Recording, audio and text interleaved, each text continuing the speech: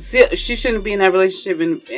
But it's too late now. So you've already gotten married and had kids. She has a soul tie with Tupac to this day, even though he's not even here. But she's married to Will. Yeah. So she was never satisfied in that relationship. Right. Will never had a chance. Thank you for watching the Unpacked Press. Please remember to hit like, comment, share, and subscribe. Now let's get to it. Hey, welcome back. Welcome back. I'm your girl Trish. And I'm your boy Mr. Define. And we are Black Press. Welcome back. Let me start off by asking you guys to go ahead and hit the like button so we can continue to push out this amazing content. Hit the comment if you got something to say. Tell me I'm wrong. Tell me I'm right. I usually am, so definitely for sure tell me that. And share the video. Share the video and make sure you subscribe. We got some hot topics, but first we got to address the elephant in the room. What is that? I'm not talking about because of his ears either. Talking about Will and Jada. Oh gosh, I'm so tired of Oh my god. Oh my god. It's like information overload. So unless you've been living on the rock, you know what's going on. You've heard about it. Jada came out in her interview. Oh, and in the book, that's what she's doing. Yeah, she's going around doing the book release, right? Mm-hmm. And comes out that her and Will have been separated for like 7 years. That's a long time. Yeah. That's close to a decade. So. Mm-hmm. Yeah. So, but the funny thing is, we didn't know that, obviously. Yeah. But they still kept the facade. And here's what Will said in his book release with Oprah. Together, not choking the life out of each other. Uh-huh. It's like the ability to work through issues. Yeah. I've never met another person that I connect with in conversation more blissfully and productively than Jada. So mind you, that was a year ago. That was literally last year. But she can still be his best friend, even though they're not together. Yeah, but the way they talked about it, the way he was talking about it, and I only showed a short clip because they get copyright strike. But the way he was talking about it, and the way Jada even talked about it in some of her interviews, like, how do you keep it spicy? And she's like, I don't even know. Because you're not keeping it spicy. It's not spicy. It's very bland. It's been very bland for 7 years. I think, what are your thoughts on it? Because I got some thoughts, but I ain't trying to go all the way in yet. Yeah, she has a way of presenting her their relationship, things that's going on in their relationship, like oversharing and stuff. There's some people that's saying that she is very strategic in what she reveals about their relationship, and it's always for her profit. Of course. Relationship with her bank account. Because every time she needs to increase the ratings of the Red Table, every time she needs to sell books, she drops these bombshells. I find it unseemly. I find it smart. I will tell you this. I find it smart. Be careful of anybody who pretends to have a perfect marriage. But it's a memoir, though, and when she yeah. But don't. And technically, we all do that. You think so? Yeah, we only show the things on Instagram that we want people to see. That's true. Instagram is, for the most part, 100% edited.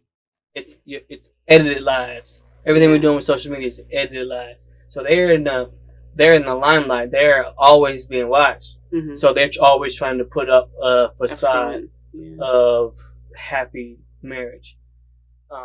But also, what it is that's just the way they're trying to keep their family.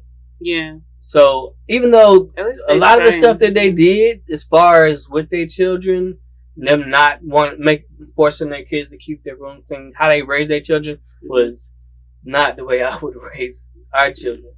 But they were very hands off. Yeah. So, but they still wanted to keep the relationship together. And then the other thing is, beyond the children, if you listen to any of Will's interviews when he talked about his ex, the first marriage, because this is his second marriage. Yeah. Right. So he talked so much about not wanting to get a divorce. Yeah. And I remember in one of his interviews, he was saying that he didn't want to get a divorce, but his wife at the time was saying, well, if I want to go, you just want me to stay here and be miserable? Mm-hmm. To the point where he was like, okay, if I do actually love her and she's miserable, I got to let her go. Yeah. And, so between that and the actual divorce was when him and Jada started actually dating. Yeah, but it was an in between point. Yeah. So he was still married, which is a sore spot for a lot of people. Yeah, but they when it comes to divorcing and when at the end of a relationship, like Steve Harvey even said that about his current wife Marjorie, where he was still married, but the marriage was already dissolved way before the divorce actually happened. Yeah. But then at the same time, it's like, so when he was doing that, he didn't want to get divorced from that marriage. So in this one, Will is doubly trying not to get divorced and I know the feeling because I've been divorced, and who wants to have a second divorce? Every time you're in a long relationship, it feels like you're failing. Nobody wants to feel that feeling of failing. So it's kind of hard for him. But to have failure and to have suffering, like, which one would you rather? Right. Would you rather go with the latter? Because if you're in a failed, suffering relationship, you're gonna make yourself. See, no, that's not. Yeah. If for the woman, for the woman, yes, but a man will stay in a marriage and suffer all the way through death. I don't think so. What are you talking about? Then why is there so many men that die before their wives? No, check out on the relationship. Because we're trying not to. We're checking out to stay in the marriage and not commit suicide. But then that doesn't make sense, because if you're in a relationship and you're not happy and you're staying in there and you're being toxic, it's not always toxic though. To check out is not being toxic. It is, because it's not staying true to your vows. And yes, it is. It's staying more true to your vows. So what's okay? Since you bring your vows into it, which one is more important, or which one is closer to your vows? Staying in an unhappy marriage, or getting a divorce? Which one stays true to your vows? Of course it would be. All right. So since you brought up being true to your vows, being true to your vows is for better or worse. So if it's so worse to the point where you would more than likely get a divorce, that's the worst that the vows are talking about. I mean, you can work through most stuff, but it comes to a point where it depends you have to reflect and be like, is this something that I can continue with? Is it something that my mental health can take? And that's when your vows are supposed to kick in and say, I'm going to stick through it, because you vowed it. That's the problem. There's a big problem with happiness over vows. Because what other reason would it be, unless it was to be, you know what, I'm not happy. This is we can't work this out. It's time to get a divorce. So that means there was a bunch of verses in the better for worse part, where you was just like, okay, once these verses add up, that's when I'm gonna check out, or I'm gonna get a divorce. The man will check out, but he's still there. He's still working, still bringing home the paycheck, all of these things. But then you have to think about, why is the man checking out? Why does a man check out? Why? You don't know? Yeah, we talked about it. Yeah, all the stuff that goes on in a relationship, not everybody is strong enough to handle. Like, you can have, it's so many things that can occur. You can have a death of a family member, and that person don't know how to handle it, or it can be cheating, or arguing. All the way to the point having children outside the relationship. There's so many. Yeah, but a big reason why the man checks out is because he can't make it work with the woman. So he says, okay, if I can't make this work and be happy, then I'll remove my emotions from the situation and still be there for my children and still be there to honor the vows. But how do you reach a point to where you be like, oh, how can I make this work? Like, till death do us part. That's how long. Till death do us part. You've been with this person, like, it's always good in the beginning. Okay. Then you hit that rough patch. Why can't some people make it past the rough patch? Because they don't want to deal with the worst part. They don't value the vows that they made in front of God and family.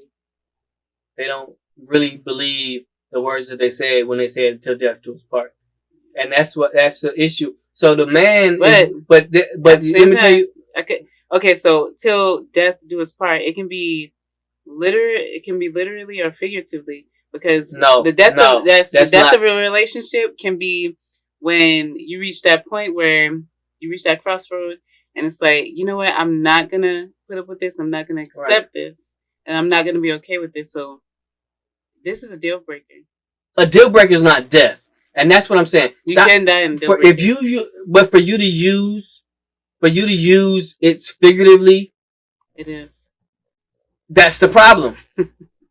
That's the problem, because people will reason it in their own mind that, like, once it gets to the worst part, when it gets to, okay, it's all great for the better, but when it gets to the worst part, that's when we start trying to make reasons why it's figurative. Let me tell you why. Okay. Let me add it. So it's figuratively until it's the truth. It's real until it's like, wait a minute. Did he say I would surely die? That's when it becomes figuratively. Because now, you know what? That fruit is pleasing to the eye. So maybe he didn't actually mean I would surely die.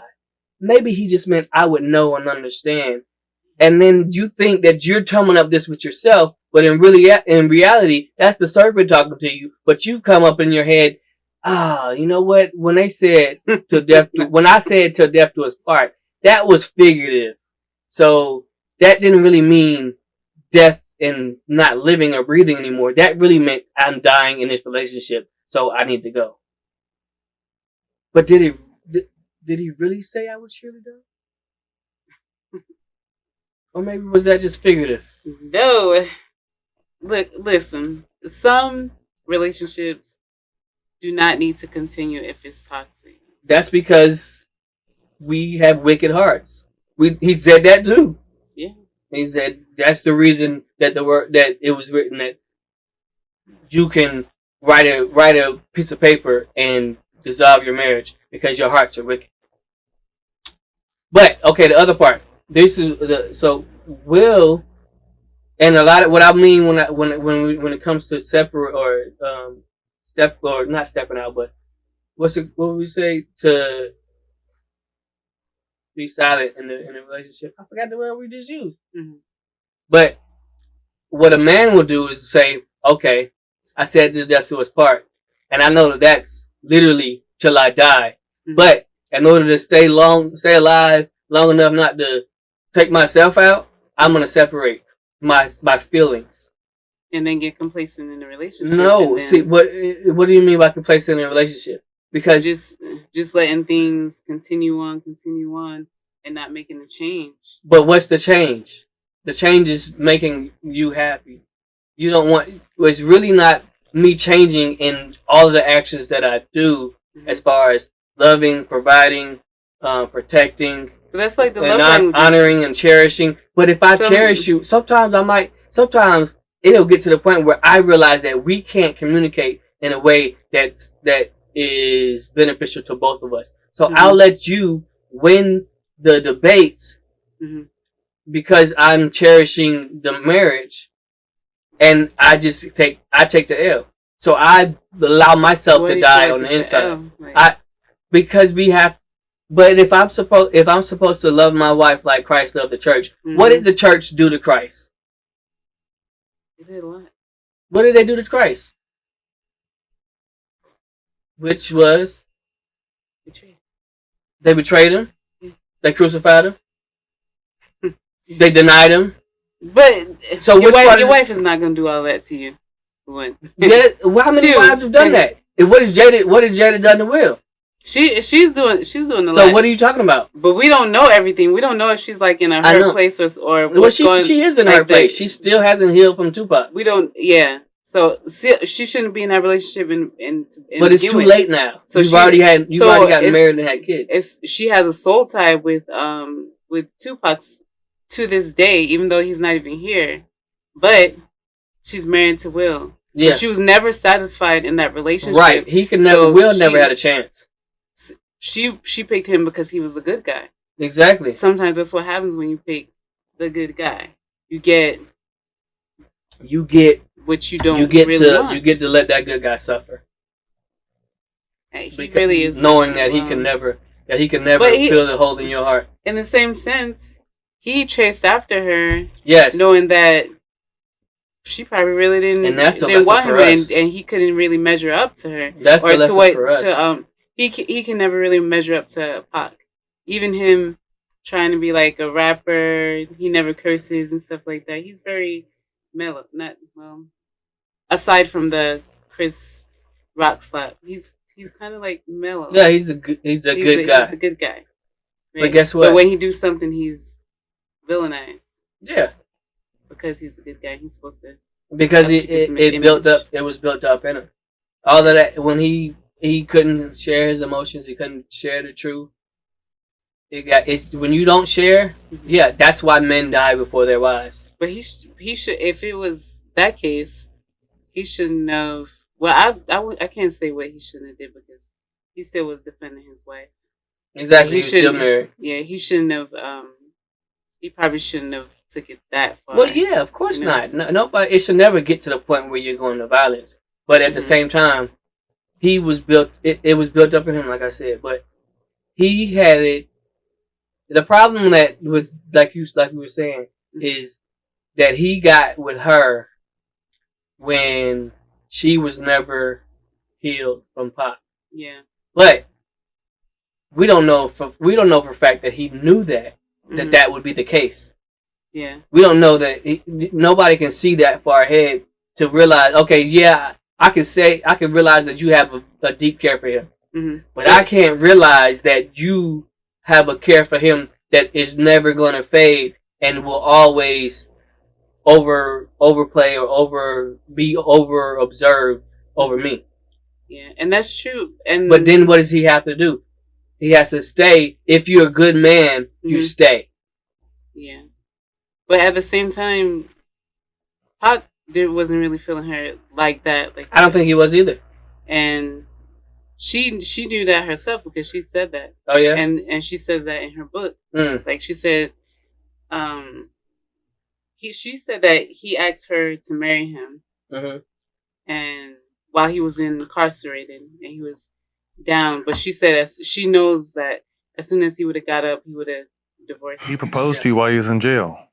I talk about this in the book when I go to see him in Rikers, when I wrote about that in the book, and when I had to talk about it, speak my words for the audible version of the book. That was probably one of the more painful parts, seeing him there, the condition that he was in, and having to leave him there.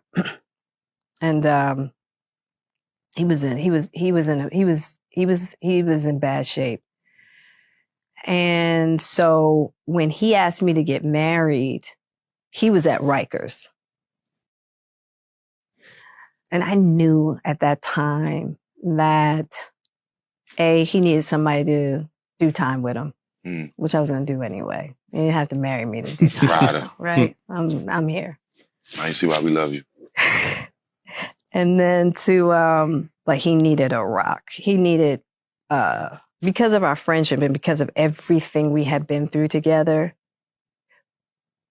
he just wanted to feel that solidified foundation, you know, because I promise you, he would have married me and divorced me as soon as his ass left jail. He would have. All right. I'll be real with it. Right. Because so many people in that position don't have support. Right. None at all. None. Divorced her. You Yeah. know. She never went through with it. But So that's I did not know that part actually, but that puts a light, such a big light on everything because it goes back to what we were saying last week about how women want the exciting guy, even in all the little movies that we've seen, like those little rom-coms where the woman is like fawning after the football player, or even goes way back to even in white terms, Grease. The little good girl wanted the motorcycle. The motorcycle riding guy with the leather jacket. Yeah. She wanted him, but that was the same issue that Jada, being a semi good girl, wanting to be a bad girl, wanted Pac. Pac didn't want her. She had to settle for Will, and then Will gets the short end of the stick because now he has a wife that will never love him the way that he needs to be loved, that he would love to be loved. And now, him being a good guy, and arguably a better guy than Pac, because based off of what you just said about her knowing that he wouldn't actually be true to her, faithful or whatever, him, Will being a good guy, has to die the way Christ died for the church in order to try to keep his vows. And you know what? I don't even think it's that deep. It is that deep. It's because their relationship is built on an infatuation. He was infatuated with her. Whose relationship? Will and Jada. No. Yes, because he was infatuated with Jada. Infatuation is the start of a relationship. Okay, so he people be saying I'll be cutting you off. I got you. Go for it. Yeah, because we trim my thoughts. But when he was with his first wife, he imagined her to be Jada, right? Yeah. He wanted her to be Jada. Yeah. That's why their relationship. He actually didn't intend to. He went to meet Jada and ended up meeting that girl first. Yes. Yeah. That's why their relationship didn't really work, and they only had like one child, and their relationship started to crumble. But he kept continually going after Jada until he got her. But also, that's not all the way true. It was not his first marriage did not crumble because he wanted Jada. His first marriage crumbled because, as she was saying, he was a lot to deal with, and that's a big piece because a lot of women want a good man who's hardworking, dedicated, God-fearing, and driven. That's the big piece. The hard piece that a lot of women don't understand is a driven man will drive forward, and either you pick up and drive, get in the car seat. I mean, not in the car seat, not a baby. But we got the baby, we got the car seat. But no, if you pick up, he's gonna pick up and drive forward, right? If you don't jump in that passenger seat, you're gonna get drugged behind, trying to keep up.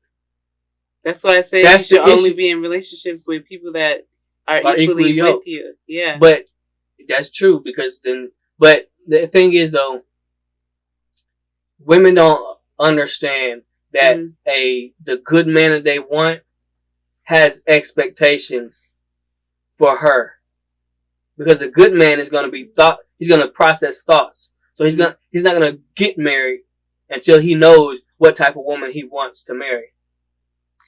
That's kind of true, because I saw like a little clip of a man saying that. He said that's why a lot of relationships, when you're with that one guy that he only wants to like come over and Netflix and chill, and he meets somebody else and he automatically gets married. Because you weren't the one that was on his list. He didn't see women have that list too, but their list is counteractive to each other. Like they want like I said, a strong, driven man, but they also want him to be there to love on them all the time. Like, not everybody's like that. Some people are, but not, because sometimes you want your space. You don't always want somebody up there. Yeah, but you still, a lot of times, women want a man that's strong, driven, and pushing forward, entrepreneur or very successful at work, but success at work takes hours in the office. Mm-hmm. And those hours in the office start to become something that she doesn't like. What's that word? I'm telling you when you're on camera. Oh, but she starts to not like the fact that he's at the office all the time. Mm-hmm. But that's because you want a man that's driven and focused and successful. But he has to be able to balance that, right? But that takes practice. You can be driven and focused and do all of that, but if you're with someone, you have to pour into that relationship as well. Yeah. You can't leave that person thinking that person is gonna be there for you when you're not pouring into them. You can't leave people hanging. That's true. So that's another reason why women's lists need to be understanding where if these are the things that you want, you need to also communicate the part that you need to understand that a man's going to work. If he's working, he's going to work hard and put in a bunch of hours, which means you need to understand and explain to him before y'all go too deep that you want some of the time that he would be spending in the office and give him the ability to process that information, decide whether or not he wants to be with you enough to not work as much, or if he's just going to continue to push on and find a woman that's more understanding that he has to work. We did that, right? Yeah, because I was like, hey, gotta get to work. And it was, I say you gonna put some more time in this. Don't be acting like you demanded nothing. It was way softer than that. It was way softer than that. But anyway, to close it out on my part, Will and Jada, it was very complicated. Yeah. And I still don't blame them for staying together. Why? Because you made vows. You made vows, stick to them. We ride together. We die together. Bad marriage for life. That was a promo for Bad Boys for life. Yeah, but that was also the end of their interview. When they did their interview. You think they stick to that? Huh? You think they stuck to it for 7 years? Well, it was the best kept secret, so until she used it to her benefit. I don't think. You know what? I don't think they're gonna stay together. I think she's gonna divorce him. Yeah. I don't think he would divorce her because he's so strong about wanting to stay married. But I think she's gonna divorce him. And then when she does that, he's gonna spiral back on the market. He's gonna spiral. Can you imagine him being single? Yeah. Can you? Yes. He gonna be Mike Lowry. You can imagine him being single because you know Mike Lowry. That's an actor. So he been doing that for 7 years. Well, that's some strong acting though, if you think about it. I mean, he got all the awards, he got the Oscars and everything, right? Yeah, he can act his way through it. Yeah, but you can even see like looking in that video, if you dissect it, she was uncomfortable because she had her legs up and everything. Maybe she was trying to be comfortable. That's a form of being uncomfortable. She didn't feel good in the situation. Wait. Who sits in a chair and crosses people that do what's it called? The no more. Yeah, they sit with their legs crossed. They wasn't doing that. They was having that. I know, but so which one is it? Is it the comfortable or is it the uncomfortable? Because many people that meditate cross their legs, so they're obviously in a comfortable position for them to be meditating. So why would I'm just saying? If you look at her, sometimes she gives like the side eye, cross legs. And well, I understand, bro.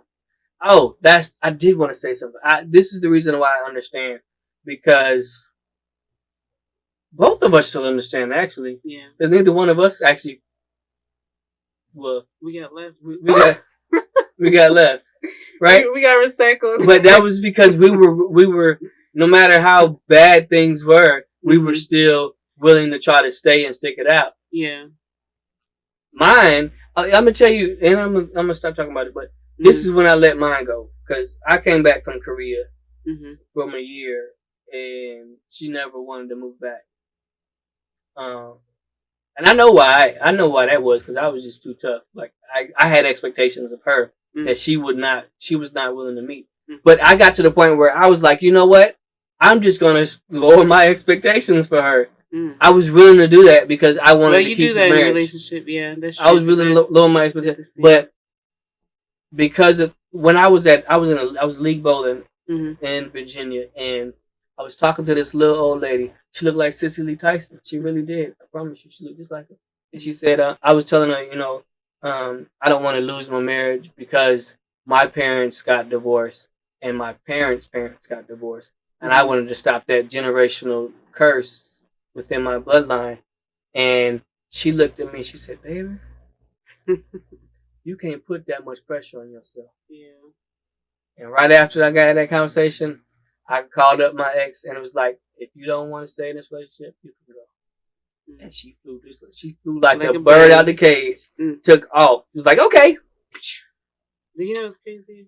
I had like a similar experience in my past relationship. Because I remember, that saying, don't check your phone when you're at work. Well, I looked on my phone and I was bawling at work. It was horrible. Can you imagine trying to keep your composure at work when you just seen something? Yeah. And you have no choice. So I'm tearing up now. So I remember I was. But you still got feelings for him? I'm tearing about the situation. I was embarrassed. But so I was at work and I looked at my phone and then I remember I was just crying. And then this one lady, she came on my line and she's like, my eyes were like red. And she was like, she was talking to me. She gave me some good advice. And she was like, let that be the last time you cry about that situation. If you have to cry one more time, you cry, you let it out. Let that be the last time you cry about that situation. And I was like, you know what? And let it go. That's when I let it go. Hey. Yeah, I had to let it soak in. Good luck to you both. Good luck. But if you want to go, let it go. Yeah. Anywho, so that's Will and Jada. Moving on from Will and Jada, thankfully. But I do wish them the best in their relationship, whatever they choose, because that at the end of the day, they're still a family.